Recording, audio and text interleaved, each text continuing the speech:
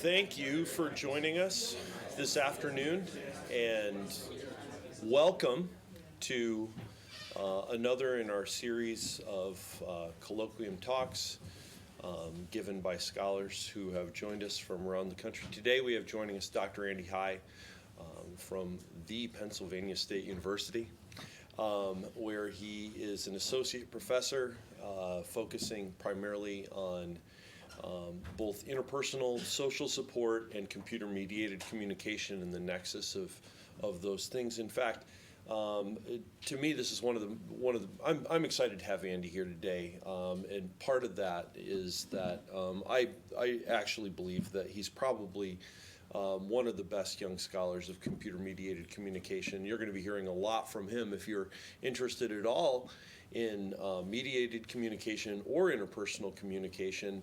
And part of the reason for that is those two things are coming together. Andy is so good at it because unlike many folks who are doing work in this space, he takes seriously the work of theoretical advancement in his work, sacrificing sometimes glitz and glamour and focusing on real scientific progress. He's made it, his career has made a commitment to that, and that's one of the things that I find most honorable in academics. It is absolutely our privilege that he has agreed to join us today, so please join me in welcoming Dr. Andy High.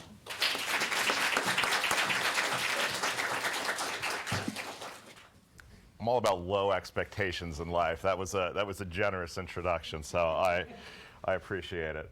I really am quite honored to be here, actually. It's a privilege to come and speak to a place like Michigan State. Obviously, its reputation precedes itself, and it's quite nice for you to have me here. I moved away. I lived in Iowa for 7 years, and I left there because of the bone-chilling cold. So I also appreciate you not having Midwestern weather for me. That's at least maybe not until tomorrow. We'll see if I get home. Special thanks to Shay, who's been my timekeeper, my chauffeur, my expert, my bodyguard, my escort around campus. She's been wonderful, and so thank you for your work. And yeah, sincerely, I'm very pleased to be here. At least the prior to the semicolon part of my talk is buffering in your background, and we'll find out why that is as we move through the talk.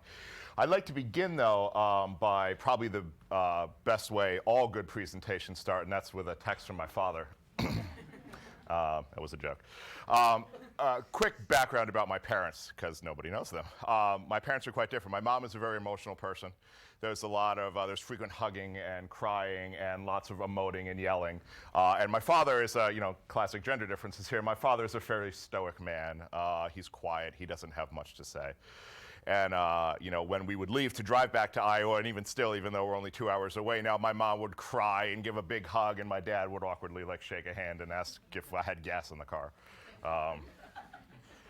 So about 3 years ago, my wife and I announced we were having a child, and my mom jumped up and was crying and was hugging, and it was unclear what Dad thought. We thought he was maybe happy, but we weren't really sure until I got this text. And the text says, Andy, because my father addressed this text to you like they're a letter, Mom said I thought you might not be excited about having a grandchild. Of course I am. I'll love her. Of course. I'm also sure with parents like Mary and you, he or she will do very well, and because he's my father, he signed his text Dad. Now, to some of you, this might not sound like a lot. For my father, he used the word love. This is gushing. This is an awful lot. Right? It's a difficult thing for my father to say and a rare thing for my father to say. And I think it's important to note that my father and I do not text, yet he sent this message via text. He didn't tell me when we were in person. He didn't call me to tell me. He didn't FaceTime to tell me. He didn't do it in another visit. He texted me. And I really think it was easier for him to deliver this message via text. And I'm sort of drawn to research that suggests that people, I know this is tiny, I apologize, that people use the internet to do difficult things, right? We use the internet when our desired impressions are threatened, when we want to reject a date, when we want to discuss a relationship, to have a private or serious conversation, to cool off or to engage in support, right? The internet might make it easier to do difficult things. Now, of course, that's an overly simplistic statement to suggest that the internet makes everything easier. And I'm going to complicate it a little bit today. That's the research that I'm drawn to, that maybe there are ways to make some of the difficult conversations for me, and as Brandon suggests, and often supportive conversations, more difficult. Nowadays, people will tell us they're more likely to disclose information face-to-face than they are on Facebook. More than that, norms of sharing and disclosure have changed. What's now regularly shared on Facebook was once very private and personal information. So my goals for the study today are really twofold. I'm going to present two studies. Well, we want to investigate how an affordance of computer-mediated communication influences the disclosure of negative information, and I want to predict how the messages and features of CMC shape the quality of the support that people provide. And I chose these studies for two reasons. First, they're new. One is under review. One is hopefully soon going to go under review, so I took it as an opportunity to get feedback from you all. They use different processes, different analyses, different methodologies, different applications of results. So I thought they would give you a breadth of the things that I've been thinking about thus far. Before I dive into the studies, I want to focus a little bit on some background of the way I think about the world of my research. Excuse me. So according to Burleson and McGeorge, social support is verbal and nonverbal behavior produced with the intention of providing assistance to others perceived as needing that aid. We know that support helps people manage personal, physical, social, mental-related issues across a variety of domains in life. We know that when done effectively, support gives people heightened communication competence, improved coping, reduced emotional distress, enhanced positive affect, reappraisal, and just generally feeling better about yourself, right? Support is a process, though, right? People would argue that there are more stages. I'm going to suggest that there are at least 3 stages to the process of support. If you have an issue, you seek support about it. You have to tell somebody about it. Someone then, hopefully, will provide you with support, and then you receive or you process those messages that they're giving you. And the process is important to think about because what happens in one stage influences what happens next, right? There's so much research on support that looks at the effects of messages and isolated messages. And that's good research, and there's good reason to do that. We've learned from that what characteristics of messages make for better or worse outcomes. But we don't know, I would argue, quite as much about how the transaction of support works. Now, we're getting better at this. Mandy Holmstrom's in the audience, and she does work like this all the time, right? Looking at the interaction of how different people in a conversation help to predict support, and that's what I'm focusing on here. The process is important because we know that messages at each phase of the process can vary in quality. And it can vary in quality in different ways. We're looking at more than just the quantity of support. We're looking at how the support is done. So support seeking varies by directness, among other things, but directness is we can seek support directly or indirectly. Providing support, or the support that you receive, differs in several different ways too. And advice differs in certain ways in quality. Esteem support varies in quality in different ways. Emotional support I'm going to focus on today, and it varies in its level of person-centeredness. I also, in my research on computer-mediated communication, I believe that different contexts of CMC have different features, affordances, and patterns of results. In these studies, I'm going to look across an array of channels. We're going to look at texting, instant messaging, face-to-face, and Facebook interactions. I'm also drawn to research that suggests that we have channels of communication, and those produce affordances, which explain what channels produce outcomes. Affordances are perceived variables. They're action possibilities. Given what a channel provides you, what do you think you can accomplish in that channel, right? And again, I think this features to affordances to outcomes model represents sort of the development of research on computer-mediated communication. We used to compare all of CMC as if it was one unidimensional thing to face-to-face. Then we started recognizing that there were different channels. We thought, oh, maybe those are important. And we thought, well, these different channels have different features, and maybe those things do differently. And now we're at the point where we're trying to recognize why channels and features produce outcomes, and that's because of these affordances, what we think we can accomplish in a channel. So with that as a background, I want to dive into my first study here, and that's really asking, does an affordance of CMC influence the disclosure of negative information, and whether it's the same for senders and receivers? Now, this isn't a study that's specifically focused on support, but it's focused on disclosure, which I think has a good amount of overlap with how people seek support. In fact, there's a decent amount of researchers out there who would call support seekers disclosers. So the results have implications for support. This study is conducted in the context of a transgression. And a transgression is an untoward behavior performed by individuals in a relationship. They occur when some sort of implicit or explicit relational rule, norm, or expectation is violated. And they're associated with bad things, detrimental outcomes. They're face-threatening. They involve the admission of wrongdoing. They're often associated with hurt, offense, anger. If you're the victim or the receiver of a transgression, you might take revenge, yell at your partner, make accusations, blame them, or limit contact, communication, or affection because of the transgression. Now, if we can communicate effectively about the transgression, you might return the relationship to a positive state. In fact, some relationships get even better after a transgression because they've shown that you can solve things. So if we can find a way to communicate about a transgression effectively, we might be able to have positive outcomes. We know that people prefer mediated channels rather than face-to-face when they're conveying a message with negative emotional valence. There's really a lack of research, though, about how options that can mitigate the face threat associated with a transgression. It's possible that we could have better outcomes then if someone could feel better or more comfortable in their channel enacting this transgression. And that brings me to this idea of the buffer effect. The buffer effect, or the buffer of a communication channel, was originally talked about in a piece 2 decades ago now by Patrick O'Sullivan.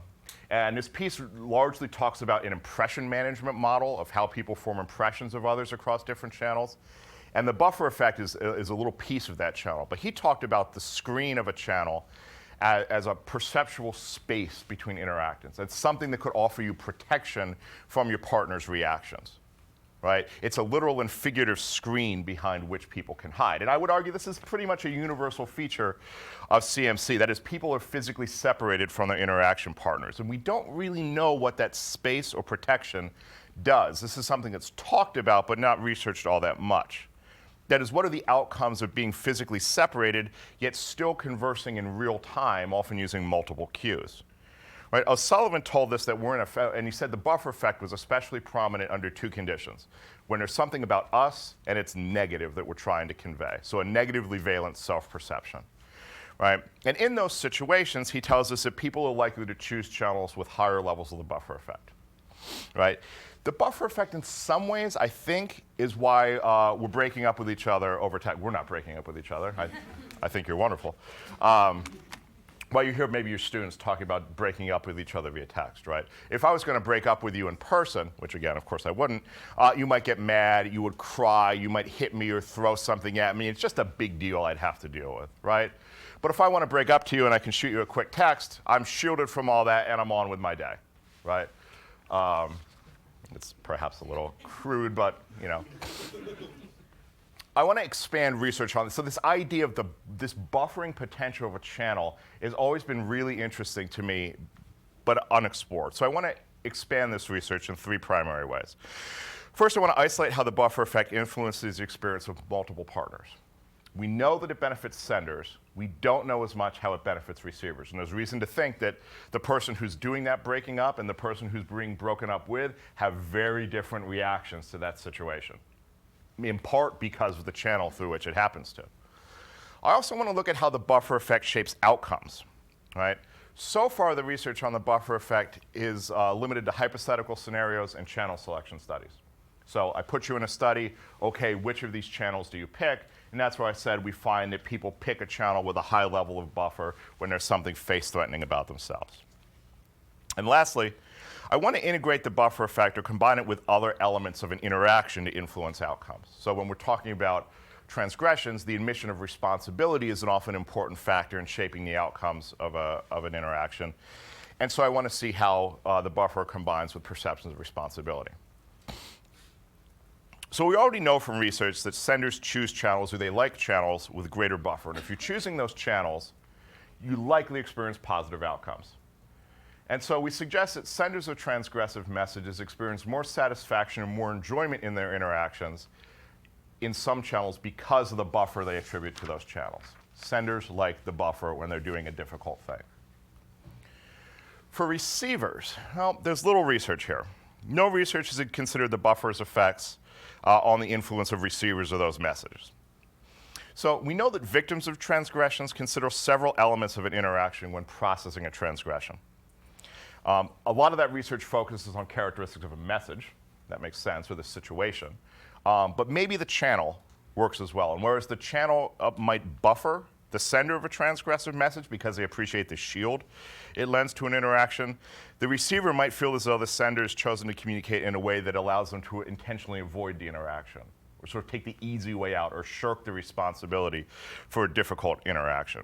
In fact, we know from a study of communication among X's that the channel by which a message is delivered often becomes so important that it outweighs the message itself and becomes the basis for establishing offense. Simply, receivers don't like when things happen to them via channels with a high buffer, at least when negative things happen to them from a high buffer. So from this, we suggest that receivers of transgressions experience more hurt and less trust in their friend after communicating in some channels because of the buffer effect they attribute to those channels. I said we're going to integrate this message element, and that's responsibility. We know that senders who apologize for their wrongdoing are more likely to earn forgiveness. Apologies that are more sincere are especially valued and especially likely to produce positive outcomes. In contrast, accounts that involve excuses and justifications for a transaction are perceived to be weak and detrimental to the relationship. So based on that, we suggest that receivers of transgressive messages experience less hurt and more trust when a sender takes responsibility than when they don't. And the last element of this study is an interaction between the two. We know that aspects of channels and aspects of messages often interact, and really that's where, that's the most interesting part of my research, I think, interactions between channel qualities and message qualities. I don't know how it's exactly going to work. Well, that's not true. I know how it's going to work out. You don't know how it's going to work out. In a high buffer channel, a sender could perhaps more easily admit wrongdoing or even fake it, which could lead to better outcomes for the receiver. It's also possible in the high buffer channel, the senders use it as a shield to just disengage or interact without sincerity, which would lower interactions from the receiver. So I'm going to pose a research question. What's the interaction between the perceived buffer and responsibility on receivers' hurt and trust? Now, prior to jumping in the main study, we did a quick pretest that I want to just talk about very briefly. We created a measure of the buffer because one didn't exist, so we did some measurement analyses. We tested reliability, we did some CFAs, we did some other measurement analyses. We also wanted to see how it corresponded with some different affordances or variables related to talking online. And more specifically for the main study I want to talk about, we want to see how it differed across channels. And it did differ across channels. The two sets of two bars that are close to each other were not significantly different, but all the others are significantly different. For the purposes of our study, we're going to use 3 channels for our main study: face-to-face, which had the lowest level of buffer, instant messaging, which had a moderate buffer, and texting, which had the highest level of buffer. So with that in mind, the method for this study was the three channels I just talked about, by 2 levels of responsibility between subject design. Had 182 friendship pairs come to our lab. And they were told they were recruited for a study about how people communicated about stressful situations in different channels. And they were emphasized several times, you have to complete a conversation to get your research credit. So in the recruitment materials and the flyers, at several times when they came to the lab, you have to finish a conversation to get your study. That'll be important in a second. People came to our lab, we had them do a pretest. A person who was the receiver of the transgression just identified a problem. Right? Any problem to talk about, it didn't matter which. The sender of the transgression, on the other hand, was trained to enact as transgression. In particular, we wanted them to tell the receiver that they forgot about a prior engagement, couldn't complete the study, and that would thereby render both people ineligible for compensation. We set an alarm to go off on their cell phone a couple minutes into the conversation. And they were instructed that as soon as it was, the receiver would begin the conversation by introducing the stressful topic, the alarm on their phone would go off, and they would say that they couldn't complete the study. It would interrupt, segue into this transgression. We also manipulated high and low responsibility. So the actual interaction we're talking about is quite short, right? So that alarm went off, and as soon as it was possible to do so, the senders told the receivers, oh, shoot, I forgot about this prior engagement. They ran out of the room, they stopped responding to text messages, or they signed out of GChat, depending on their condition. Right? We let the other person in the room for just about a minute, and one of my research assistants went in and said, your partner they just ran out of the building, and when they were running out, they said they forgot about this thing. Oh, you needed to finish that conversation, it doesn't sound like you finished it at all. You know, what happened? So, oh, they forgot, they couldn't do this thing. And say, well, you know, and we had them say, Andy's a nice guy. Maybe if you complete the post-test survey, you can still get your research credit. Of course, everyone got their research credit. Everyone also agreed to complete the post-test. But it's not a great transgression, I will admit, but that's the transgression, leaving this thing that they had to do to get them the research credit. Of course, we debriefed everybody at the end. So quickly, some measures. We created items to measure the buffer effect. They're specifically focused on the shield or protection offered by a channel. These are not outcomes of a channel. These are perceptions of a channel and what it affords you, the protection it affords you.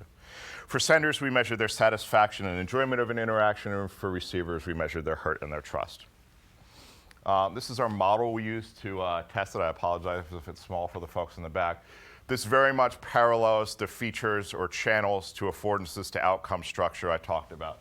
We have our channels, they produce outcomes because of their affordance. And so we're very much interested in the indirect effects in this study. We ran these analyses using one of Andrew Hayes' macros. I'm happy to talk about it with his mediate macro.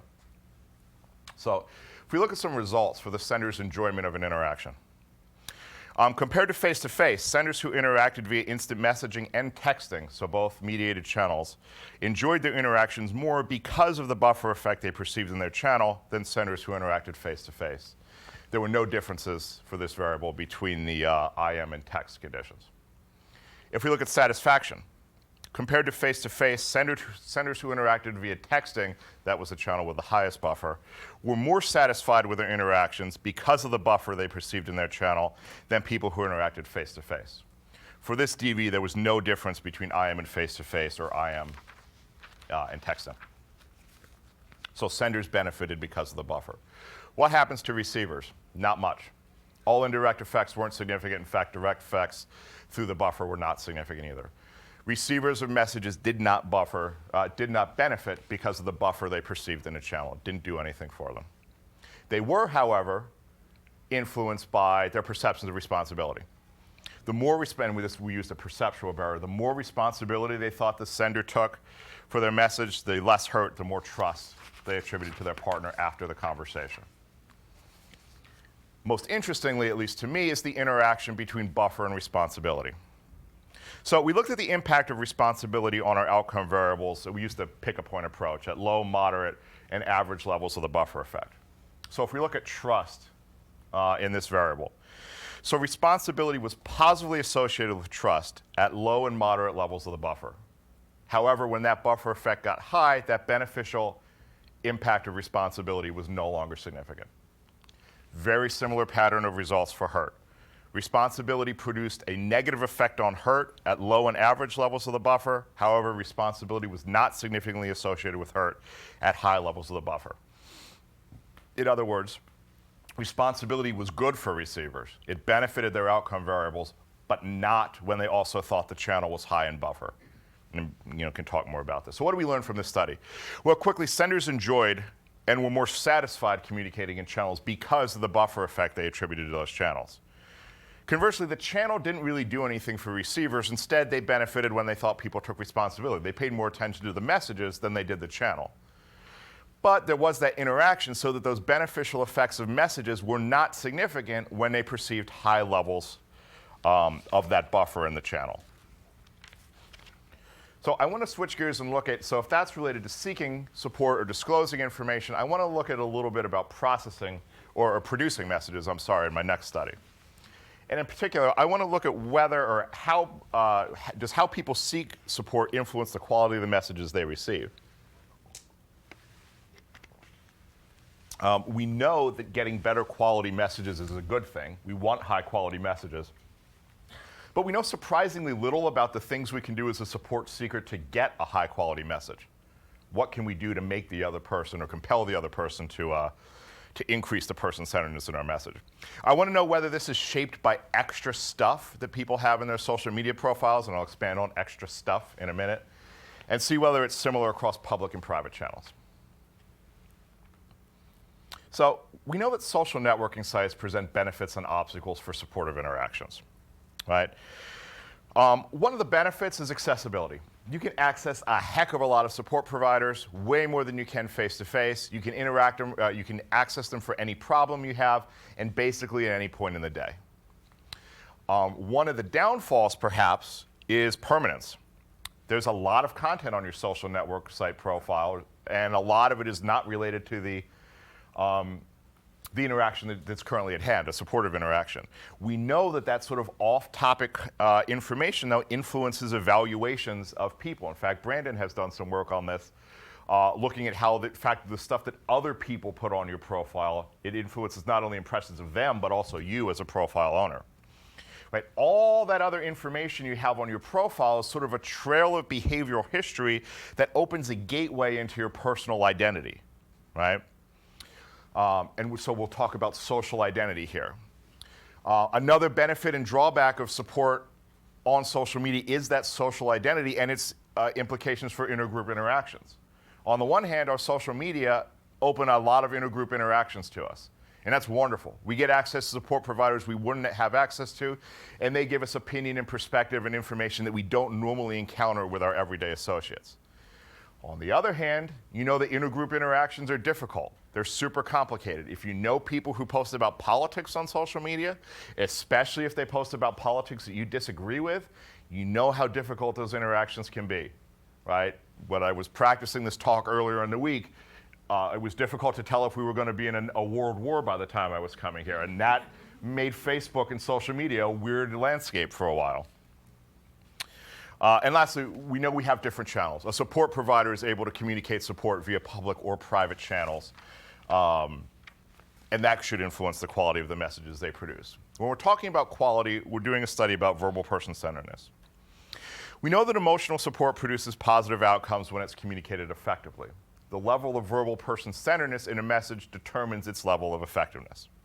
So generally, person-centeredness is the extent to which a supportive message focuses on and legitimizes the support seeker's feelings, encourages them to clarify and elaborate on those feelings.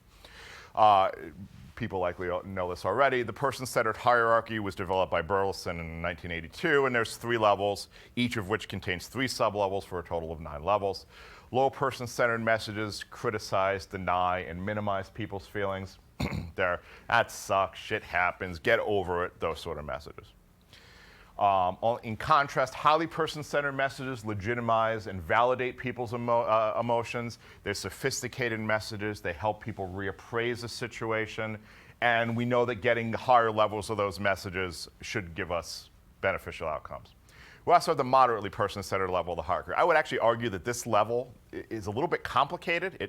It makes the hierarchy more murky than it should be. But because of time, we can talk about that later if you would like. Moderately person-centered messages are also the most common. They're vastly the most common level of the hierarchy. They implicitly recognize people's feelings and oftentimes attempt to distract you. So, oh, I'm sorry you're feeling bad. I'm going to go out and grab a beer or go see a movie so you can avoid thinking about it. It's a moderately person-centered message. Again, moderately person-centered messages are common. It's difficult to produce a highly person-centered message. You need a lot of cognitive resources, skill, and motivation as a support provider to produce a highly person-centered message. We know, though, that the production of highly person-centered messages varies by several personal, relational, and contextual qualities, including aspects of a channel and how someone seeks support. So what we really need is something to organize all these factors that could influence the production of person-centered message. And for that, we turn to the Brunswik lens model. So the Brunswik lens model theorizes about how individuals form impressions of other people.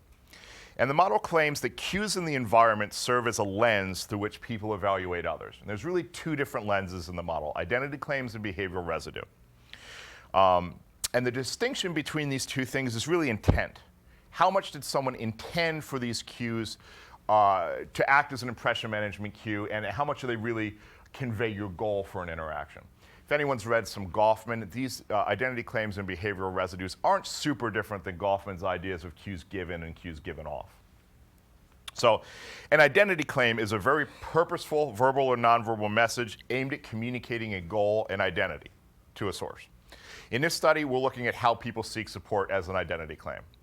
It's very clear what your goal is, to get support. It's very clear what your identity is, someone who's having some sort of a problem. Behavioral residue, on the other hand, are referred to in this model as traces of an individual's past engagement. It's other stuff about you. In this study, we're arguing that that's sort of the background or extraneous content on people's profiles. We know that on social network sites, people are sharing news and events, you're liking and commenting on posts, you're creating posts about a variety of topics. All of these activities are a gateway to your views and opinions. More than that, as I said earlier, social network sites are characterized by a high level of permanence. That is, this stuff sticks around. I can look on your profile to view all of this stuff. So I'm building off the Brunswik lens model to examine how identity claims and behavioral residues work together to shape support providers' impressions and the messages they communicate. The Brunswik lens model has been used in some research on online support, but it's very closely tied to the interaction. So you might look at, I might show you a support group and look at other people's messages, right? If other people give very high quality messages, you might be more compelled to give a high quality message because other people are doing it. That's a behavioral residue. Or if I show you a support group and I'm very thankful, I thank people for the messages that I'm getting, that's a behavioral residue. And you might give better messages if I'm thanking people for the support that I'm getting. This study, we're looking at how does something unrelated to the topic of the interaction, how does that extra background content in our profile influence whether the support that people produce? We know that people are using the internet to seek support. I don't want to spend much time here. I can give you statistics all day about how common support seeking and support provision online. 90 million Americans use it. 40% of internet users seek support from their peers. 80% of social network site users say they receive support. Arguments based on numbers to me aren't entirely convincing. Really, I think we need to look at how are the channels complicating. How can we complicate the channel to talk about how it influences the process of support? So again, I'm looking at seeking support as an identity claim here. We know from sensitive interaction systems theory that you can seek support, there's different ways you can seek support, and directly versus indirectly seeking support is a consequential difference. When you seek support directly, you're clear about your problem and you're very clear about what you need from the other person. When you seek support indirectly, you're more ambiguous. You hint that there might be a problem and it's unsure what you want the other person to do for you. When you're clear about your need for support, it reduces uncertainty on the part of the support provider, and they might be more able or motivated to give you what you want. When we seek support directly, we know that we're getting more supportive responses and less unsupportive responses. However, when we seek support indirectly, we found that support seeking is associated with negative support and even criticism, blaming, and expressions of disapproval. So based on this, we suggest that support providers are going to like a support seeker better and produce messages with higher levels of person-centeredness when they seek support directly compared to indirectly. Now we're going to look at behavioral residue. Again, the Brunswik lens model argues that we're relying not only on the verbal and nonverbal messages that we intend to convey, but also the traces of our past, our behavioral residue. Right? And this is background information. And we know that background information influences the production of support. Usually that background information is things like gender, other people's responses, our level of responsibility for the problem. But again, on a social network site, we have all this other information about people's identity. We're drawing on social identity theory here to say that we really like in-groups.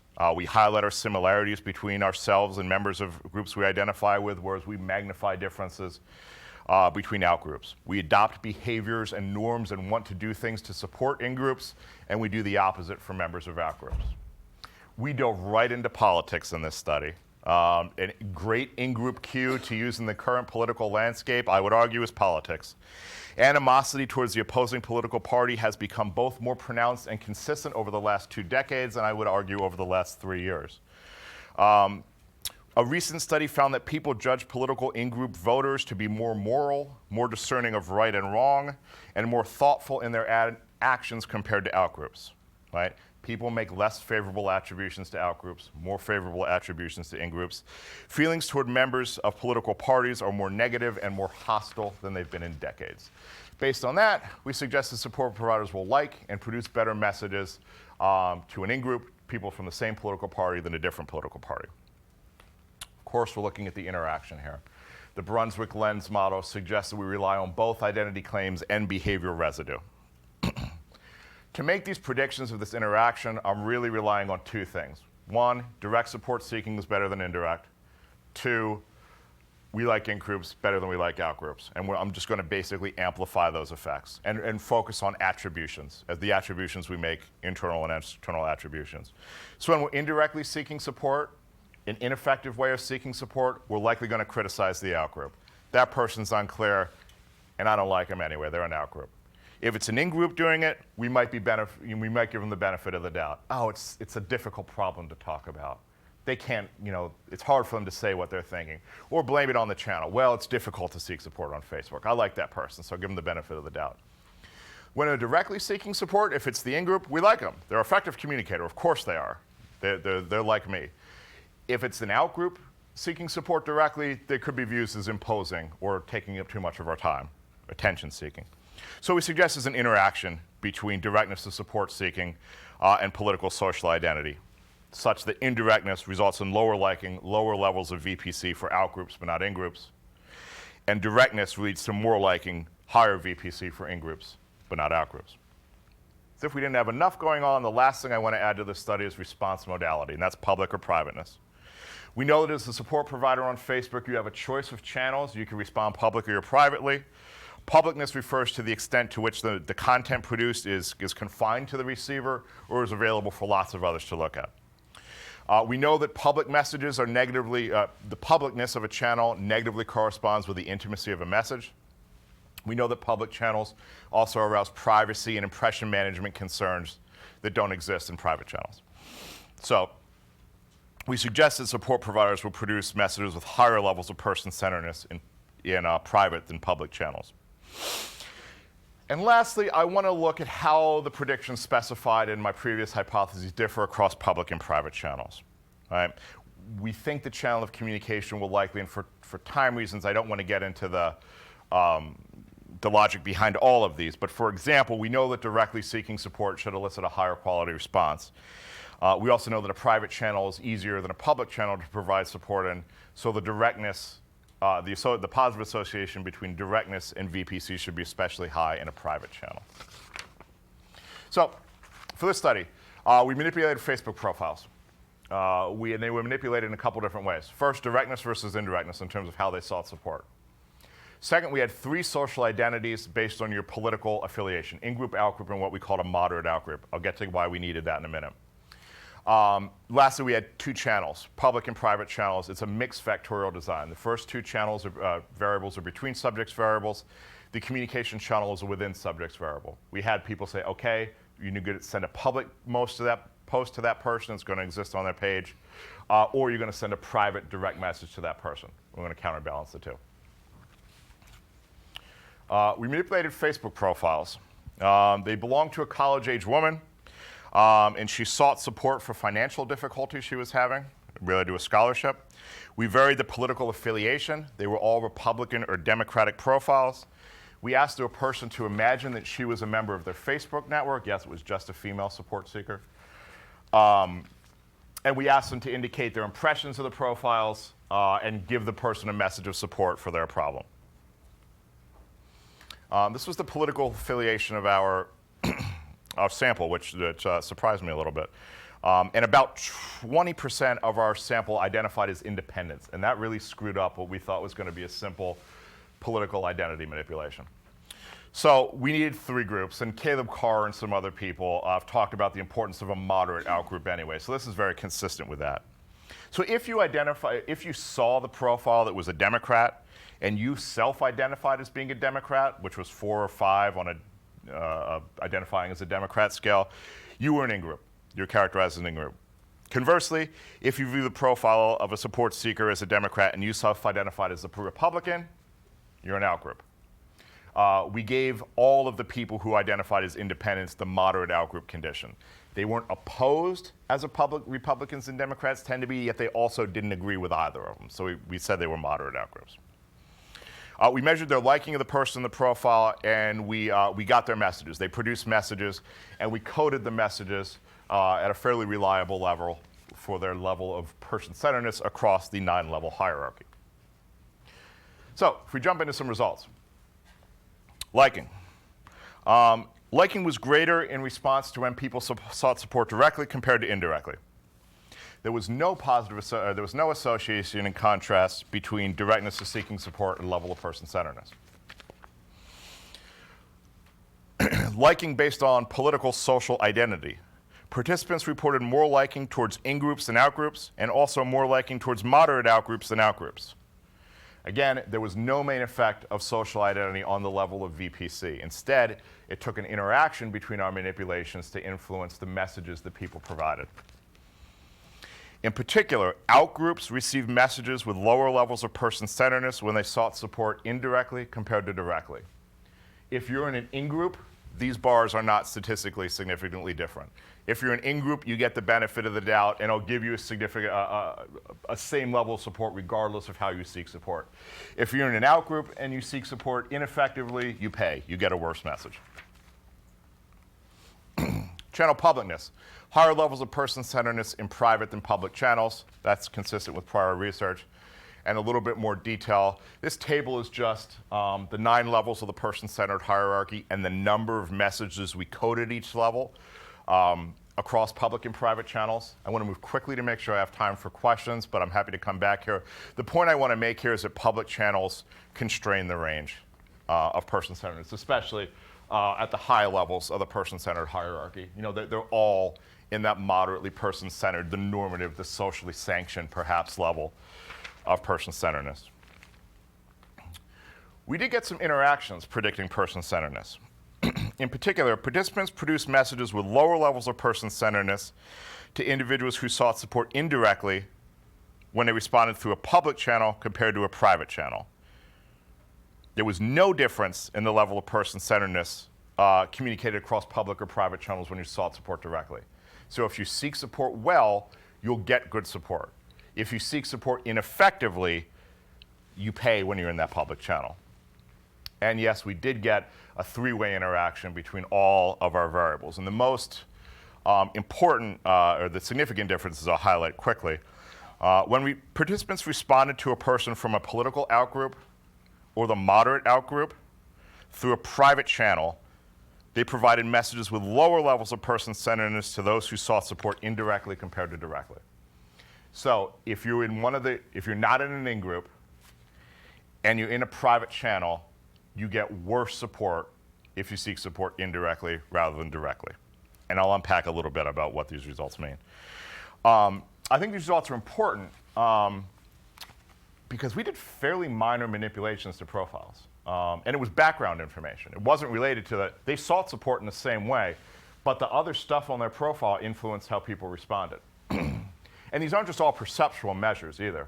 They influence the messages that people communicate, the quality of the messages, which is a harder variable to push. It has more, it takes more momentum to push that variable, right? But people are giving different messages depending on both what's in the background of a profile and how people are seeking support.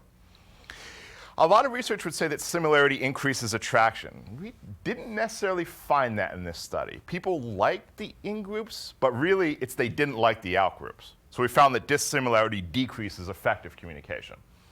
And you know, it's consistent, I think, with our current political environment. It's not that we like all other Democrats or Republicans, we just hate the other guys, right? There's also a negativity effect online. Brandon's done some research about this. Things that are different, unnormative, stick out online, and we really focus on those negative things. So, yeah, let me wrap up quickly. The channel of communication matters. I argued at the beginning that I'm interested in research that says that people do difficult things online because it makes things easier. Like I said, it's too simplistic, but it does matter. It's just complicated. The channel helps some people. If you want to enact a transgression or perhaps do something difficult, a high buffer channel could really benefit you. You might have a better interaction. If you're an in-group, it doesn't matter if you're seeking support or indirectly or directly online. You'll get good messages because we like you. In contrast, if you're the receiver of that transgression, the channel isn't going to help you. In fact, it's going to make things worse because it's blunting the beneficial impact of something like responsibility. More than that, the channel hurts people who seek support indirectly in private channels, especially if you're an outgroup member. So my argument is that we need to understand not just what's said, but what CMC features are used to communicate it. Right? I recently wrote a piece suggesting that the best theorizing in interpersonal and communication technology research really needs to understand variables related to interpersonal communication and technology at once. So in some ways, you all are in an ideal department to do that. Right? There's a lot of research that takes interpersonal stuff and put it online. There's a lot of stuff that looks at research that looks at technology stuff and sees if interpersonal communication still operates. We really need a sophisticated understanding of both of them, I would argue. It's not easy to do. Our models might get bigger. We might need more variables. We might need to look at more complex interactions. But I think the best understanding of how people engage in support, or how your dad sends you a nice text that they couldn't say to you face to face, or maybe even how you support that outgroup online, really relies on a mixing of both traditional interpersonal communication research and technology. And I hope I at least gave you a flavor of some of that today. So thank you very much. I appreciate it.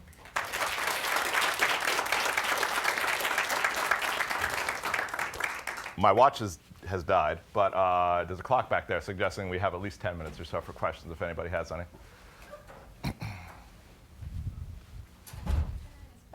Yeah, please. I'm really interested about the second research study that when people in our group, they get less HPC message through the indirect communication channels, right? So what kind of Not as a main effect. There was no main yes, effect yeah. of directness on Yeah. VPC. Yeah, but what kind of other factors could exaggerate that effect? So for example, when they, of course, you said just two groups, just in-group and out-group. The difference between two groups could be exaggerated because there could be a different gender, there could be different age group. Or what kind Sure. Of, yeah. I mean, I think there's a lot of factors that come into play. And one tricky thing about this, so we kept the support seekers all female. We did not consider in this study the gender differences of the gender matching, although there's research that suggested that could be a difference. And we kept her a female for to control variance, but also for some specific reasons. Some other reasons could be, I said that we tried to keep the support-seeking message distinct from politics, but what's distinct from politics these days? It may have been difficult to read, but she was denied a scholarship, and she was seeking support because she was having a difficult time because she didn't get a scholarship. But that's related to politics as well. So, in this study, there might be some measures about specific political beliefs about certain issues that could influence the quality of the support provided. If you're a very fiscally conservative person versus a more maybe that's a difference in there. I think the gender combination is one. I think just, other cues that are used in a profile could, there's lots of other cues in terms of emojis and exclamation points and pictures and other nonverbal cues you can add to that interaction that we didn't include, but some of that could influence the interaction as well. And I think whenever you're talking about Facebook, just the norms of the channel are such a big deal that we didn't measure what the perceived norms were in this study. We didn't include them in our data analysis, but I think that plays an awfully big role on Facebook because people don't want to stick out and be different. So I don't know if that totally answers your questions, but I think there's numerous factors that certainly could have explained the differences there. One more question. So did you check manipulation where they really identify with their in-group or out-group? We didn't measure specific identification with the in-group or out-group. We just did it based on what's your political affiliation and who are you looking at. We did control for things like strength of political beliefs, political engagement, and things like that, and they actually didn't influence the results. But yeah, we didn't measure specifically like hatred of an out-group, which maybe is an important variable to consider. Yeah? I had a question about your first study. So your concept of responsibility was how much the sender indicated that they took responsibility for the transgression. Yeah, in the analyses, though, the variable we used was the receiver's perception that the sender took responsibility. Right. So I was wondering, how much did the receivers actually perceive that a transgression had occurred and assigned any blame for that? Yeah, we did collect data from that. It was about the midpoint of a severity scale. We measured, I think, it was a 1 to 5 scale, and it was like, I have it in my notes, but I think it was like a 3.5 or something like that. The severity was. It was certainly not a strong transgression. It's difficult to manipulate transgressions. That was something that we thought we could do in the lab and something that we thought we could make a difference in people for, that they would actually notice. But it was actually, 3.5 was stronger than I thought it would be. I was a little bit nervous about that, quite honestly. No difference across conditions? It wasn't. We controlled for that severity variable, and there wasn't a difference, no. I thought there might be, but there wasn't. I thought the same thing as you did. Yeah. Hi, thank you for a great talk. I really liked how you had like things on the receiver, the sender, and also the content. I thought that was really great. Oh, thank you. For the first question, or for the first study, one of the questions I had was when you're thinking about the receiver's like perception of hurt by the transgression, I wondered if it was about the affordances or maybe like expectations about what would happen, because I think in society it's like, you know, the joke is like, I can't believe they broke up over text. Sure. Is it about texting, or is it maybe about some like other aspect, and how would you maybe separate those two? Yeah, that's which we really couldn't do with our measure. It was a measure of, I collected those data in Iowa.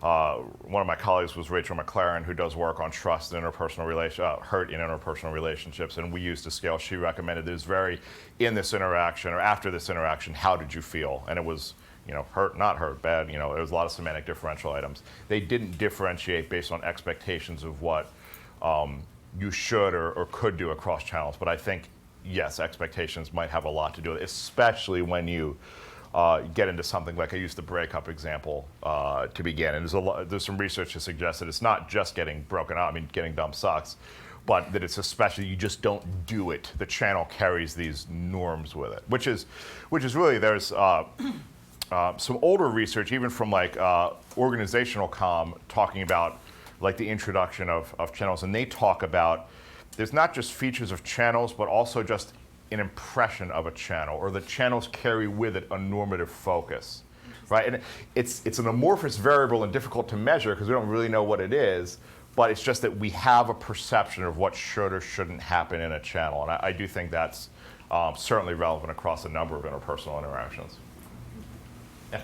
So you don't have an indication of whether or not the person that was the receiver looked at this buffer as protection that was required by the sender, and in essence, the sender's a coward. No, we did not. Because that kind of falls with Yeah. what Chelsea's saying, and of course, that might be a natural response to. You're afraid to tell this to me face to face. Absolutely. You're a coward. Absolutely. It would be interesting to to both measure the buffer in comparison to another channel. Not just face-to-face, but a range of other channels, but why you need that buffer is another.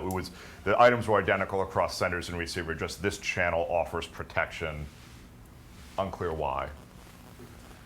And follow up the other two comments. You're drawing generalizations in study one from a mean of hurt at like 1.8. Mm-hmm. What would you anticipate if the mean of hurt was much more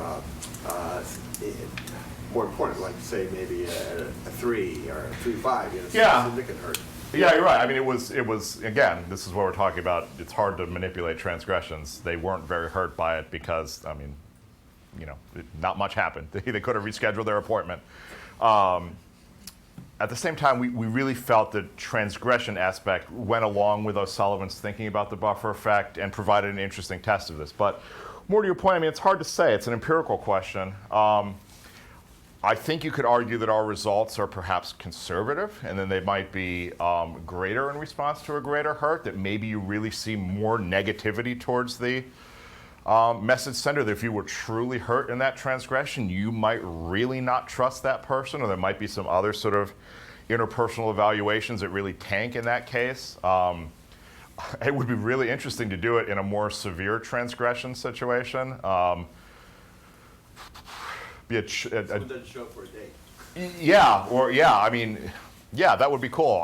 How to get that through IRB and how to do the manipulation is an interesting story. It would be cool to have people dump each other in a study and then see what happens. Yeah. Oh, go ahead, Mary. You've been Well, I assume these are results for the participants that are up here in this table. I'm wondering if you varied person centricity in the research manipulation page and study to the page that they saw. Or what did you do with that language? I mean, what is your claim So about they that? saw no content. There was no support provision there. They were the first person in their eyes who provided support. So what kind of information, did the person provide information about themselves that was seeking funding? Yeah, that page. there. Yeah, I can't so see they everything. provided the political background information, and there's this post here, which is difficult for you to see, manipulated directness with which they sought support. So they were, again, direct or indirect, but that's the only information they saw. They saw what the problem was. In terms of, Yep, and then we zoomed in on that box and say this, this was the person seeking support, because we wanted to make sure they really saw our manipulation. And how would you respond to them?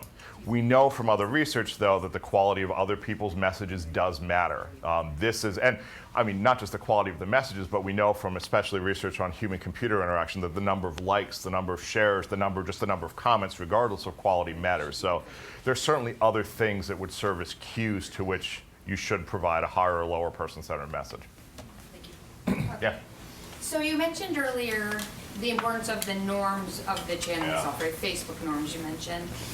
When you showed the text from your dad, I think we have very similar fathers, and or Sorry. at least it appears like that. I So apologize. it made me think about the relational norms as well. Yeah. So if I received a text like that from my dad, it would really mean a lot because he never texts. Yeah. Never.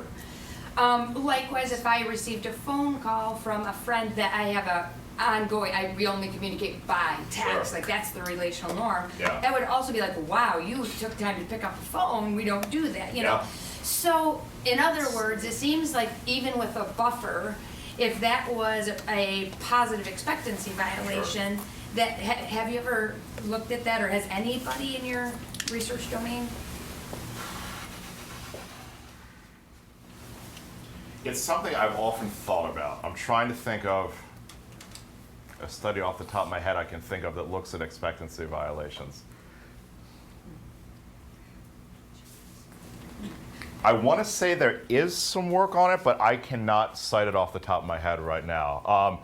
I can tell you it's certainly nothing that's been researched to a great deal, that we have a lot of studies that I can give you a lot of sound conclusions about. But you're absolutely right. I mean, the norms are difficult to pin down, for sure, but I think we see it by like the blunting in a public message compared to a private message where we have more variance. But the expectancy violations, especially in intact relationships like a father-child relationship, there's definitely something to be said for that, for sure.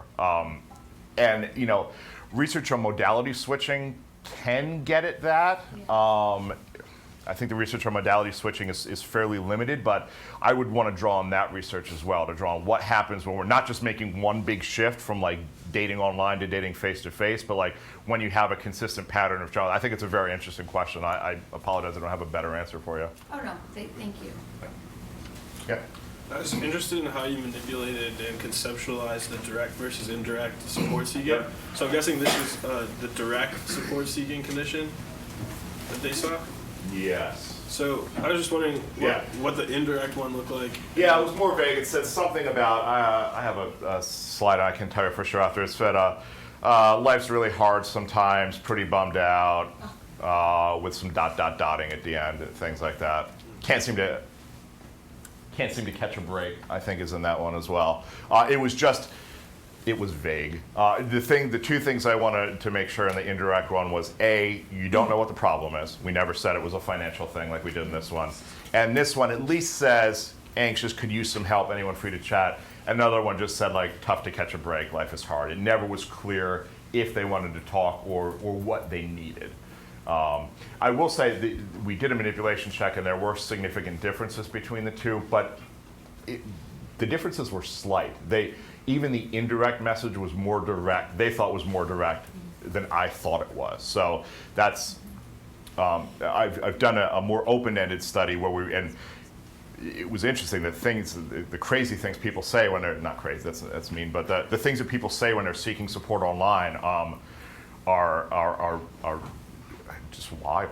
Some of the messages that we did an open-ended study was, what did you say when you were seeking support? And the messages that they gave us were not clear at all unless you knew the person that it was a support-seeking message. So I think next time I manipulate, I'm going to draw on that study to try to get a more, not realistic necessarily, but maybe normative to the context, indirect support-seeking message. A lot of the discussion of buffering reminds me of a psychological distance. And I'm wondering if you have considered some of the variables that people have examined in psychological distance. When they talk about psychological distance, they talk about time, they talk about social distance, they talk about geographic distance, and your manipulations seem to have a combination of those things, which might all affect the affordances that you're talking about in very different ways. So I'm wondering if you had considered that. Yeah, we did. And it's really a matter of what school of thought I think I want to play with, really. I've been pretty committed to this point to talking about a new affordance that hasn't been studied all that much. But in fact, Brandy was suggesting last night, why don't you just use some old psych theory and integrate that rather than getting, affordances are a bit of a murky territory right now. So why don't you just do that? And that's certainly an option, because you're right, it is, especially the notion of psychological distance is very close. I mean, I think But my point was that when you look at the literature on psychological distance, they talk about different factors that vary psychological distance. They talk about time, they talk about social and geographic distance, and all of those seem to be contained in in your message features that could affect the affordances. So I'm not saying use, an old theory. I'm saying that there are factors within the message that Sure. can affect the buffering that you're talking about that are consistent with some of the factors that have been examined in that other literature. And especially the psychological and the geographical distance. Absolutely, I completely see that. Yeah. And social. I mean, you're manipulating in group and out group. Yeah, for the second study. Yeah. I want to close this out. We're at time, but before I do, there is one final question that I received. In possibly the ultimate example of buffering, it turns out that people do watch this online. And I know that because another scholar of computer-mediated communication who happens to work at The Ohio State University texted me a message. Turn your computer off. A question that he would like asked of Andy. He asked, how did you land on that lilac and periwinkle PowerPoint background? Which I don't see lilac and periwinkle, so I think that we can deeply question Dave D'Andrea. However, I think we should deeply thank Dr. Andy High for his time. Thank you.